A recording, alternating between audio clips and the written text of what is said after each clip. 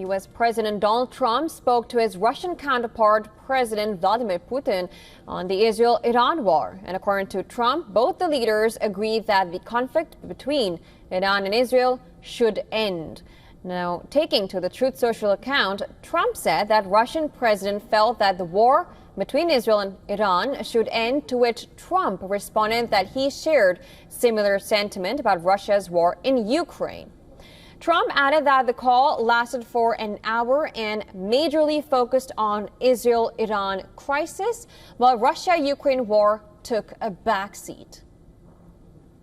Now, parallel to this, Kremlin has issued a statement saying that Vladimir Putin condemns Israel's military operation against Iran and has expressed serious concern about a possible escalation of the conflict. The exchange of opinions naturally focused on the dangerous escalation of the situation in the Middle East. Vladimir Putin condemned Israel's military operation against Iran and expressed serious concern about a possible escalation of the conflict, which would have unpredictable consequences for the entire situation in the Middle East. Trump, for his part, described events in the West Asia as very alarming, according to Ushakov, but the two leaders said they do not rule out a return to the negotiating track on Iran's nuclear program.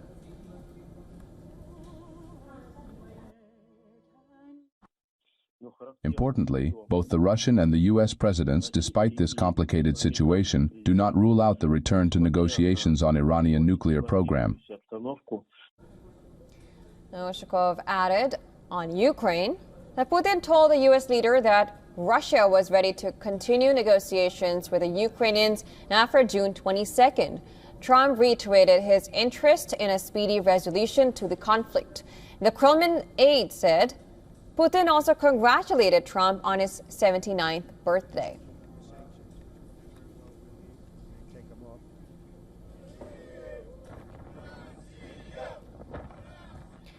Earlier, we were joined by defense analyst John Spencer, who spoke extensively about the reasons as to why this conflict between Iran and Israel could escalate further. Take a look. There's three reasons that people go to war: pride, interests, and fear.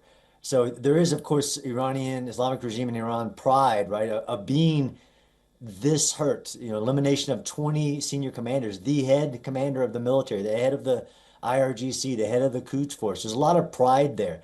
But I do think that diplomacy, because if not, that number one interest that all nations and even terrorist regimes have, which is survival, you would think, and we apply this rational actor theory, that Islamic regime would say, okay, look, we want diplomacy and talk about a new negotiation, and maybe they don't agree to everything, but it's almost a rational actor theory, like you need to negotiate because Israel is showing Israel controls Iran's skies right now. It has air supremacy, like you just showed. They're hitting the Ministry of Defense in Tehran. They have complete superiority over Iran's skies to hit what they want based on their objectives. And on the other side, Iran's 90% of their salvos they can get off at this point are being defeated by both the Iron Dome, David Sling, Arrow 3, and U.S. forces deployed to the area, and more U.S. forces are on the way to assist defending American interest and in Israel, of course. Spencer also told us whether if Iran could strike U.S. bases. Take a look. Any more wars, although this was a preemptive strike, really to include a historical one, a preemptive strike based on intelligence, not just of Israeli intelligence, but President Trump gave Iran 60 days. This preemptive strike was on the 61st day. If Iran made that fatal mistake to hit it in a U.S. base, and the President Trump and U.S. officials have given plenty of warning, that would be a grave mistake. And while Israel is very powerful, it's not the United States military. It's not the United States Air Force. And that would be the end of the regime. It would seal its fate. And again, this is not about the Iranian people, but that would be a fatal mistake. And where that would lead to, as in U.S. involvement, direct involvement, right? This is where Iran is trying to say the United States is involved, and the United States says we're not involved. It's not U.S. aircraft.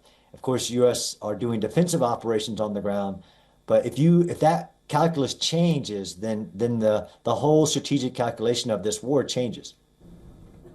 Also spoke about whether Israel has the ability to attack Iran's nuclear facilities. Yeah, that's been a great question, and I posted about this before.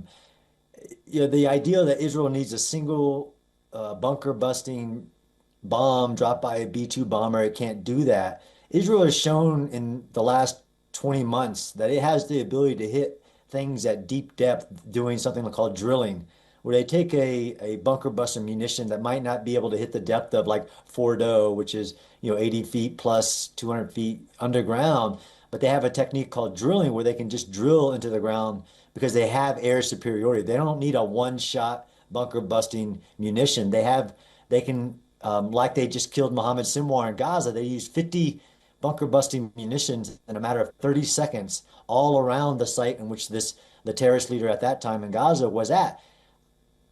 It's beyond my ability to know if they can truly hit at that depth.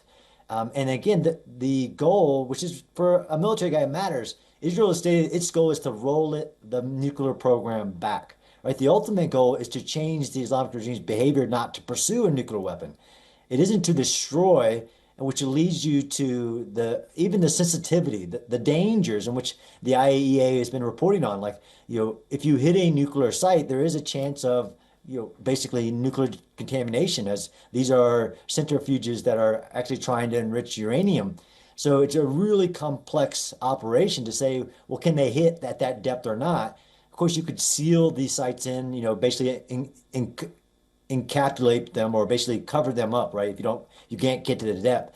I've learned it a lot with Israel's operation is never underestimate what Israel can do, even with the technologies it has. So it's not a yes directly to your question, but it's also not a no.